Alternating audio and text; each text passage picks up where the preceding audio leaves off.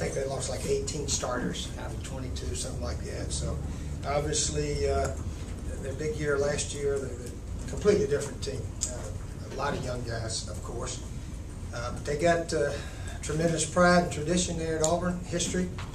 And their guys are playing hard. They're 3-1 and play extremely hard. And will get their best shot here Saturday afternoon at 3:30.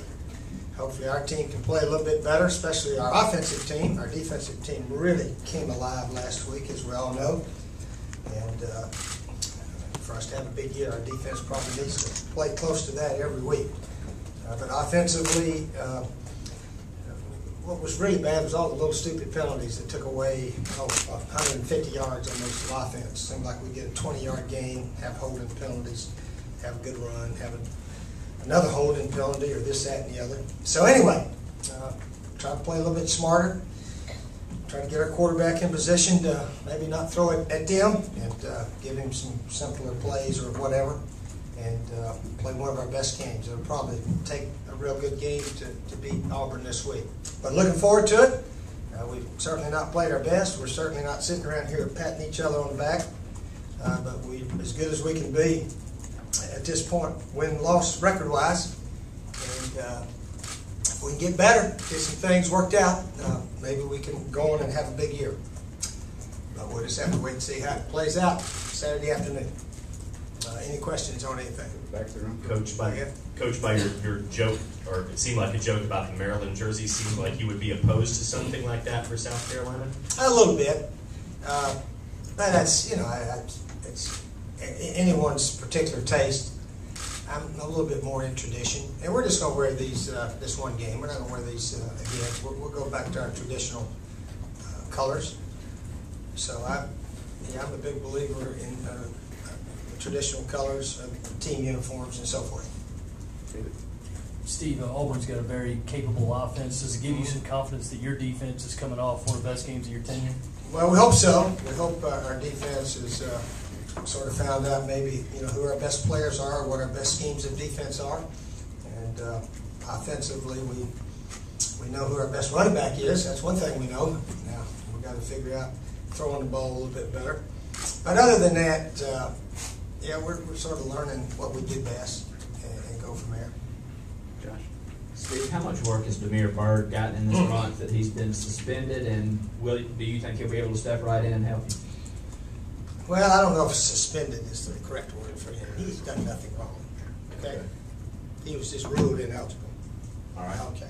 How much work has So he he wasn't gotten allowed in to 4 play. weeks since he's been ruled Yeah, out? suspended is when you get in trouble and they don't let you play, in my opinion. So anyway, he'll suit up, and he's a true freshman that hadn't played yet, but he'll be in the mix. He'll be out there with, if we play 6 receivers, he'll certainly be out there. Has he been with the scout team since he's been ineligible, or have you been working him with the regular guys just to keep him ready? He's been practicing mostly with the regular guys all year. Yeah, we've got several walk-on guys that are doing real well. In fact, we were able to get them in game last week. Broom and Lowry both got in there at the end, so they do an excellent job with the scout team. So we've got plenty of players to help out there. What's your comments about our special teams play? We seem to be ranked rather highly in SEC. We're doing better. Yeah, we're doing better. I'm speaking our special teams play. Well, first of all, John Butler's an excellent coach, and our players are playing with much better effort since the Georgia game. The Georgia game, we didn't look very good for some reason. But since then, covering kickoffs and punts and so forth, we got guys who can run. All they got to do is give effort. That's what special teams is all about. If you got pretty good athletes, I tell you, those Navy kids, and you want to watch some kids cover kickoffs, they came down like a bunch of wild guys trying to knock over anything got in front of them. So it's special teams, it's effort, and smarts, and wanting to do it. So hopefully we got the right guys out there doing it. Neil? Last year, Steve, it seemed like Auburn just kept getting stronger and stronger as the season went along on the way to the championship. Is it your hope or your belief that your team can keep getting better each week and do the same sort of thing? Well, we're just going one game at a time, and that's all you can do. So we have plenty to work on with the entire team to get better. So we're just gonna worry about this one this week. Back room, Judge. Steve, Auburn's defense ranked, they've had some issues statistically. How much credence do you give to that in terms of your confidence over the your offense? Yeah, they've struggled. There's no question about that. I think they returned 1 or 2 starters on defense, maybe 3. I'm not sure. But they've, proven they can turn it around. Our defense was struggling until last week. We were struggling, and then last week we put it together. So anyway, who knows if who knows how our offense is going to play against them? But it's true that they've not played very well defensively, and they know that. And I'm sure they're going to try to get better. Josh.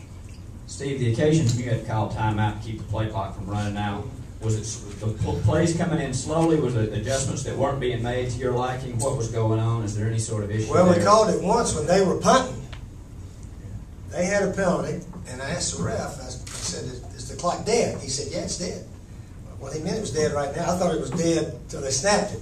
But they wound it up inside of the last 2 minutes. When the other team has a penalty, does the clock, we declined the penalty so he could punt. And he told me, yeah, it's dead. Well, I said, I knew it's dead right now. But I said, after then all of a sudden things started running, and I ran down there and used our last timeout. I guess it was good fortune because we threw that little screen pass and scored right there in the half. But that was the reason. Used it then. Some other times, we get up there and we're trying to check to a play and this, that, and the other, and da-da-da. And we start late. It seems like we break the huddle on the sideline and the clock's running. After a timeout or a new possession or whatever. Everybody said, well, don't go out there yet. The clock's not running. And then we get halfway out there. There's about 12 seconds. We got a guy shifting or something. So we've had a little confusion. But that's not our problem. We got a lineman that jumped offside when we didn't even have a play. We got another lineman jumped off on the little double cadence thing. And a bunch of holding penalties. That's our big problem. Our big problem is the careless penalties, not getting the play off on time. So is Steven making decisions quickly enough in terms of getting you in and out of the plays? That's not the issue with play. No, it's got nothing. No, he's not in charge of that.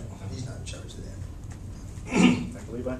Well, let me redirect my initial question. I asked you, what do you know about Auburn's special teams play? I don't know if I know about our special. I don't know a lot about Auburn's. I haven't really researched them. We'll have to get Coach Butler in here to tell you a lot about them, to tell you the truth. I don't know a lot about them. Coach knows that your young tight end, Rory Anderson, got a few touches the other night. How much has he progressed since he got into the program, and you want to get him more involved? Yeah, Buster's doing pretty well. He misses a play every now and then and doesn't get the signal. So we've worked on that. He's not the only one that didn't get the signal the other night. So we're working on that too. Working on hiding signals from the other team. There's all kinds of things that we're trying to get better at. But Buster is a good player, and he's one of our 2 tight ends. When we use the 2 tight end formation, he adjusts us. He's a true freshman from Atlanta, McEachern High School there. And I didn't know if he'd redshirt this year or what. But he's only about 220, but he can block. He can block a little bit. And he's doing well.